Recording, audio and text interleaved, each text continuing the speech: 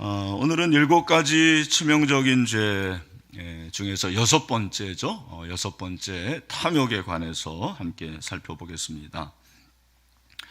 우리가 지금까지 탐욕 전에 5가지 살펴봤는데 기억나시는지 모르겠습니다. 첫 번째가 뭐였습니까? 시기, 그 다음에 분노, 정욕, 나태, 그리고 어제 허영심. 이 정도는 여러분 외우는 게 좋겠죠. 사실 우리가 이제 탐욕을 생각하는데, 여러분 제가 질문을 한번 해보겠습니다. 여러분 스스로가 탐욕적이다 그렇게 생각하십니까? 나는 탐욕적이다 그러면 한번 손 들어보세요. 네. 맞네요. 생각보다. 그럼 얘기가 잘 안 되는데 이게. 네. 근데 탐욕이 죄라고 생각하십니까? 네.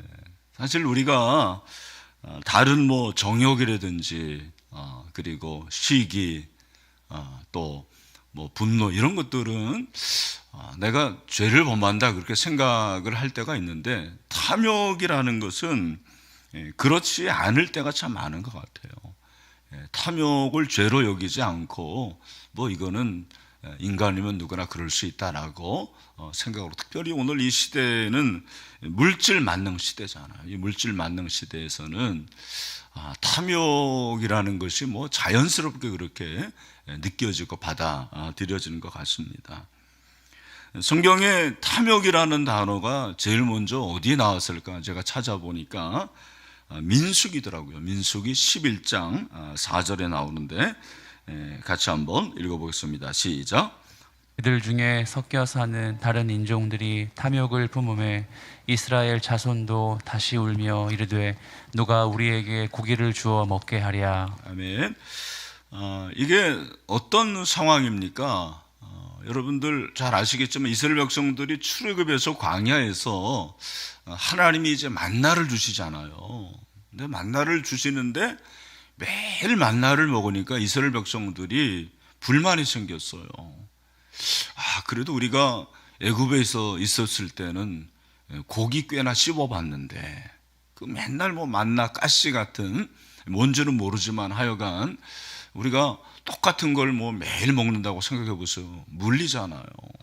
그래서 이스라엘 백성들이 뭔가 좀 다른 거 없냐, 마음속에 그들이 탐욕을 가졌다라는 것입니다. 그들 중에 섞여 사는 다른 인종들이 탐욕을 품음에 이스라엘 자손도 다시 울며 이르되 누가 우리에게 고기를 주어 먹게 하랴.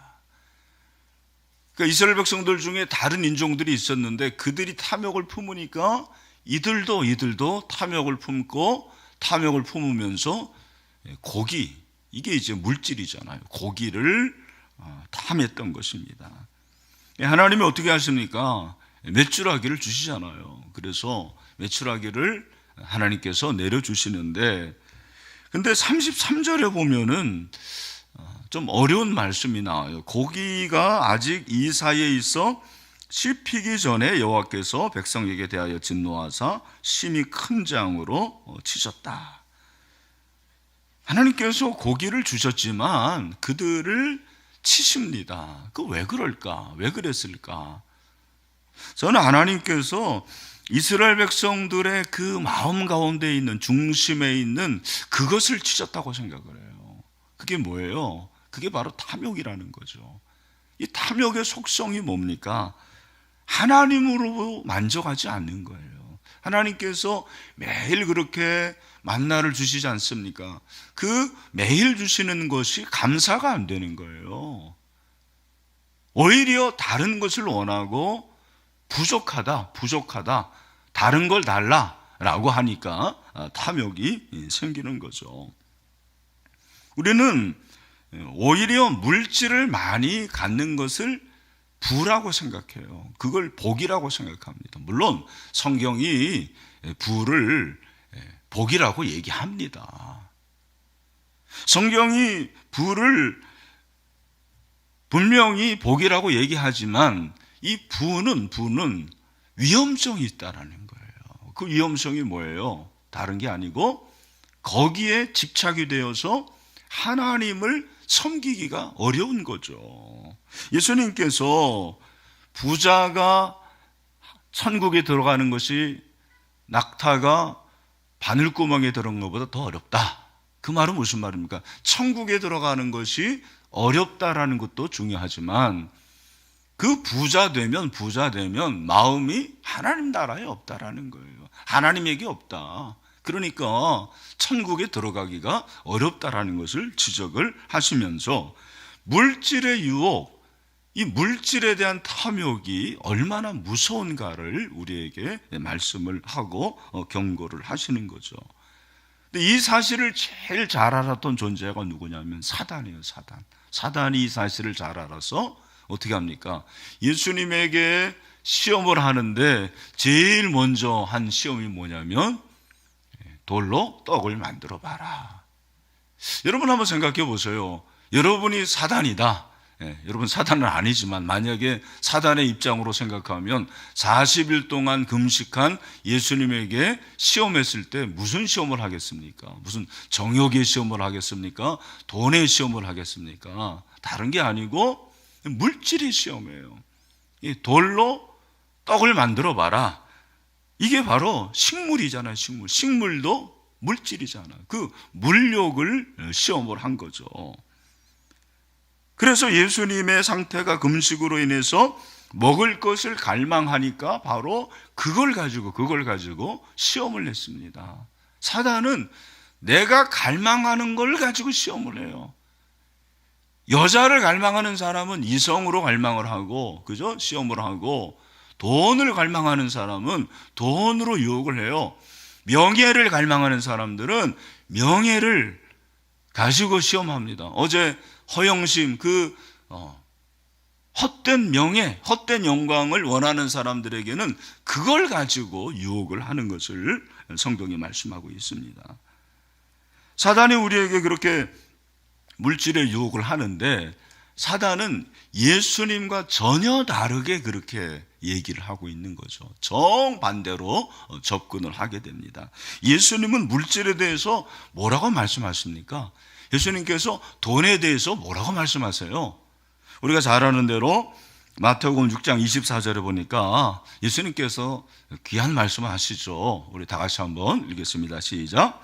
한 사람이 두 주인을 섬기지 못할 것이니 혹 이를 미워하고 저를 사랑하거나 혹 이를 중히 여기고 저를 경히 여김이라.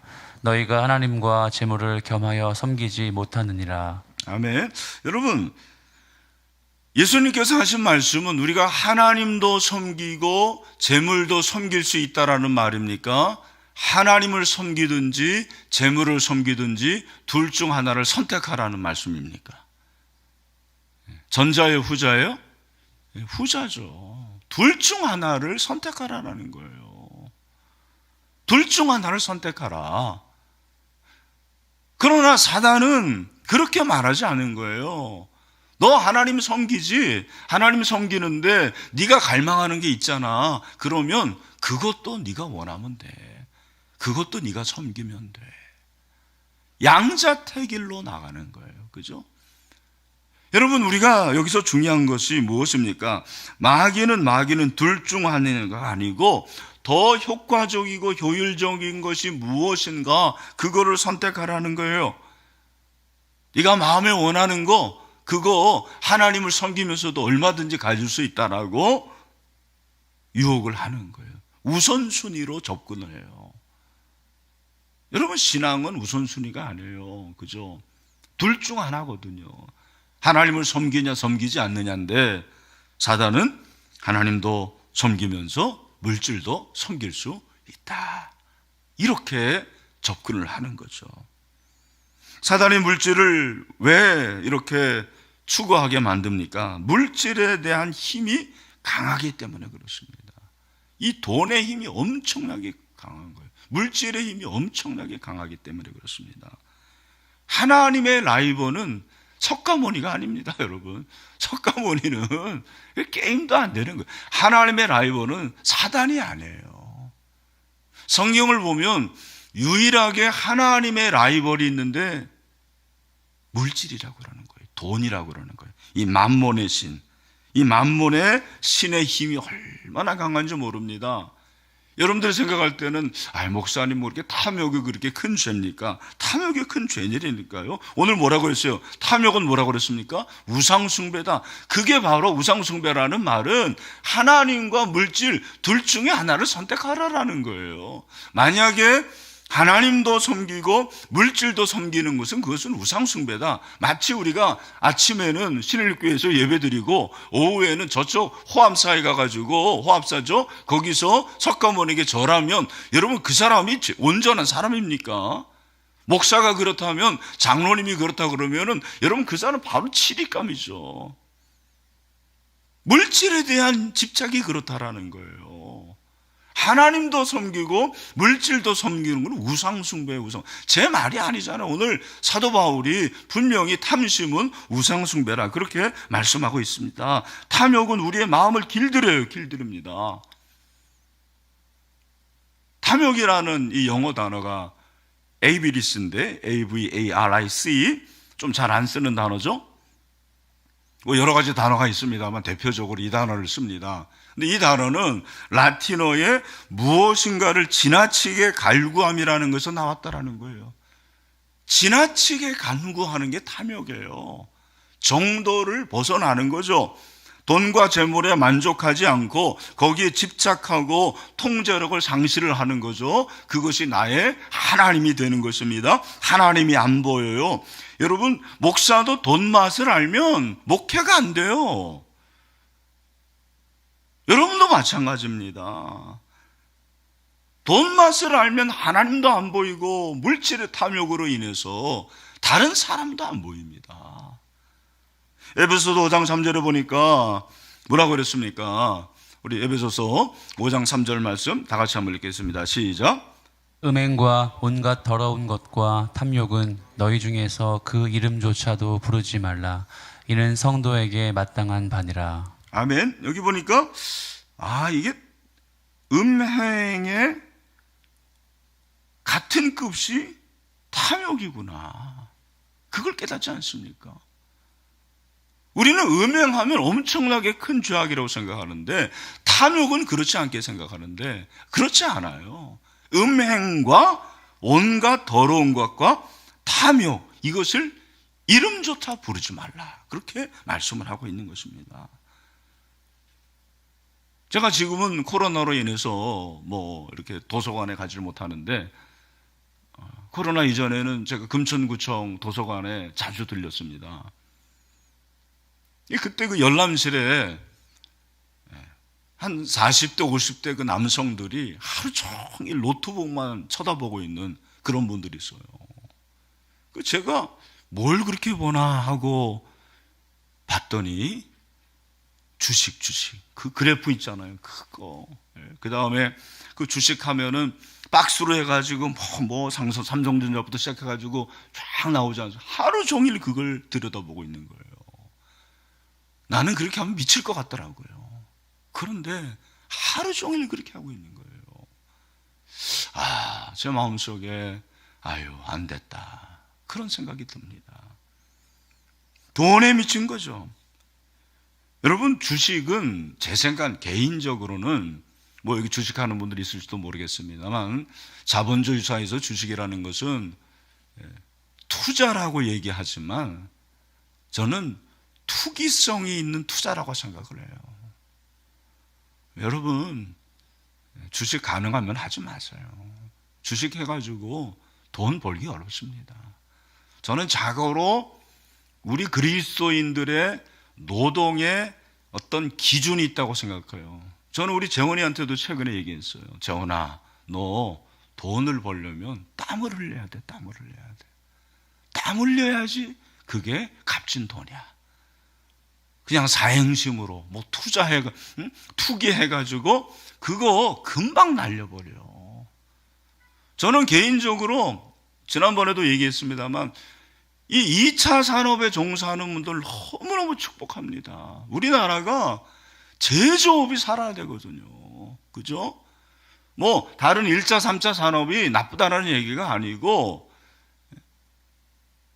정말 내가 땀 흘리고 수고하고 그래서 돈을, 여러분 제가 얘기했잖아요.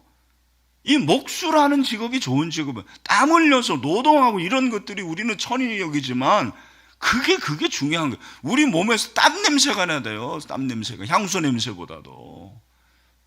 그게 중요한 것입니다. 탐욕은 스스로를 갇히게 해요. 아무것도 안 보입니다. 하나님도 안 보이고 주변 사람도 안 보입니다. 다른 사람과 관계를 맺질 못해요. 심지어는 탐욕이 생기면 다른 사람의 것도, 다른 사람의 소유도 욕심을 내는 거예요. 십계명에서 뭐라고 그랬어요?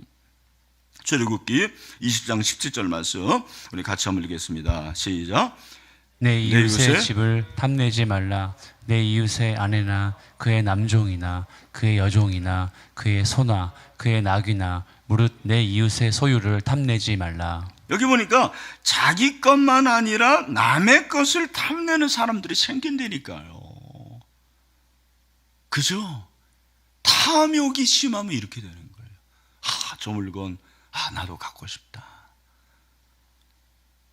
남의 아내도 갖고 싶은 거예요. 예? 남의 집도 갖고 싶은 거예요. 그거 죄다. 예수님께서 말씀하신 거, 우리 하나님 말씀하신 거, 바울이 말씀하신 거 같은 맥락이에요. 그럼 우리가 어떻게 이렇게 탐욕을 이길 수가 있겠는가? 글쎄요, 많은 적용이 있겠지만 저는 오늘 말씀에서 이 탐욕이 이렇게 애착, 집착, 사랑 아닙니까? 그래서 저는 이 말씀을 이렇게 묵상하면서 두 가지로 하나님 사랑하고 이웃 사랑하는 거, 그것이 탐욕과 분투에서 이기는 거라는 생각을 해봤어요. 하나님을 사랑하는 거, 두 주인 섬길 수 없대요. 하나님 사랑하는 거죠. 그죠? 오늘 우리가 찬양 부르잖아요. 넘쳐나 넘쳐나네 주를 향한 나의 갈망이. 정말 여러분, 주를 향한 갈망이 생겨나고 생각만 하면 하나님으로 감사하고 십자가의 사랑으로 충만한 사람이 돈만 보면 그냥 침이 질질 나고 늘 돈 벌 생각만 하고, 물론 돈 버는 게 나쁜 건 아니에요, 여러분. 그런데 정말 하나님을 사랑함이 그에게 있느냐라는 거죠. 하나님 사랑, 내 마음과 목숨과 뜻을 다해서 하나님을 사랑하는데 우리는 어떻습니까? 돈을 내 마음에 두어요. 돈 때문에 생명까지 바칩니다. 늘 생각이 돈에 있습니다. 물질에 있지 않습니까? 돈보다 하나님 더 사랑해야 되죠. 돈이 죄가 아닙니다. 디모데전서 6장 6절에 돈을 사랑함이 일만하게 뿌리가 된다. 이것을 탐내는 자들은 미혹을 받아 믿음에서 떠나 많은 거짓으로써 자기를 찔렀다. 여기 보니까 탐내는 자들, 탐욕하는 자들은 미혹을 받는데요, 사단이 유혹하는 거예요. 그죠? 그래서 믿음에서 떠난대요. 하나님 사랑에서 이탈되는 거예요. 하나님 사랑을 잃어버리게 되는 것을 말하는 것입니다. 여러분, 물질을 너무 좋아하지 마세요. 이 쇼핑 같은 것들도 적당히 하시고, 우리 자매들 온라인 쇼핑, 홈쇼핑 잘 하세요. 한번 생각해보고 하세요. 제발. 오늘날 우리는 불편한 걸 참지를 못해요. 예? 이게 소비주의의 가장 중요한 거잖아요. 소비주의는 뭐예요? 너 불편하면 안 돼. 너 편해야 돼. 네가 원하는 거 다 해. 이게 소비주의예요. 생각해 보면 우리 부모님들은 우리가 지금 버는 돈에 글쎄요, 한 3분의 1, 4분의 1 가지고 살지 않았습니까? 그래도 그들에게는 감사와 만족이 있었어요. 오늘 우리는 만족이 없어요. 이게 문제인 것입니다. 그러니까 하나님께 드리는 것도 어떻게 11조를 드리고 10의 9로 살아요? 지금 내게 주어진 거 다 가지고도 못 살겠는데, 아니 목사님 어떻게 11조를 내고 10의 9조로 삽니까? 이게 안 되는 거죠. 살 수가 없는 거예요. 지금까지 하나님의 은혜로 살아왔는데. 여러분 한번 생각해 보세요. 내가 정말 주님 사랑하는가? 하나님 더 사랑하는가? 이전보다 더 주님 사랑, 이전보다 더 영혼 사랑, 이전보다 더 교회 사랑. 이 하나님 사랑이 탐욕을 이기는 능력이 되는 거죠. 우리 사랑하는 시내의 모든 성도들이 물질 사랑, 돈 사랑, 이 세상의 어떤 것보다도 정말 하나님을 사랑할 수 있는 그런 하나님의 사람들이 다 될 수 있게 되기를 주님 여러분으로 축원합니다. 또 한 가지는 이웃을 사랑하는 거예요. 탐욕은 자기만 알게 만듭니다. 이 탐욕은 자기만 알게 만들어요. 남에 대해 관심이 없습니다. 이 부자와 나사로를 보면 부자는요, 자기 집 앞에 늘 헐벗고 굶주린 그 나사로에게 관심이 없어요. 매일 파티를 즐겼습니다. 이게 탐욕의 해악입니다. 탐욕에 빠지면 다른 사람에게 관심이 없는 거예요. 예수님은 심판날에 우리가 다른 사람에 대해서 얼마나 관심이 있었는가를 가지고 심판하시겠다 그렇게 말씀하셨어요. 이게 행위구원은 아닙니다. 그러나 우리가 얼마나 살아있을 동안에 이웃에 대해서 그리고 가난하고 연약한 자를 위해서 관심을 가져야 될지를 말씀해 주는 거죠. 마태복음 25장 34절부터 36절에 보니까 예수님께서 뭐라고 말씀하십니까? 좀 긴 말씀이지만 우리 같이 한번 읽겠습니다. 시작. 그때에 임금이 그 오른편에 있는 자들에게 이르시되 내 아버지께 복 받을 자들이여 나와 창세로부터 너희를 위하여 예비된 나라를 상속받으라.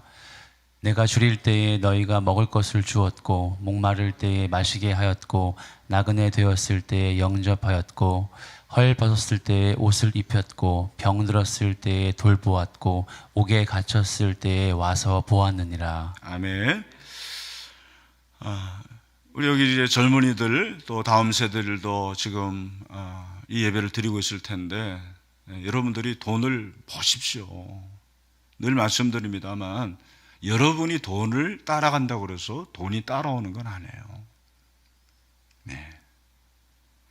여러분이 알아야 될 것은 어떻게 하면 돈이 나를 따라올 것인가, 그 원리를 알아야 돼요.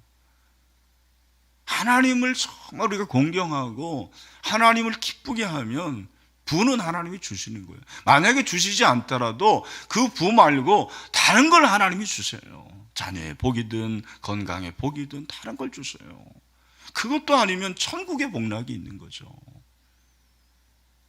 여러분이 원리를 알아야 돼요. 원리 모르고 그냥 무조건 열심히 돈 번다고 돈이 따라오지 않는다니까요. 늘 말씀을 드려요.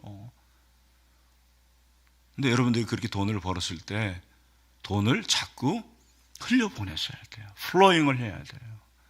흘려보내서요. 네. 자꾸 나누세요.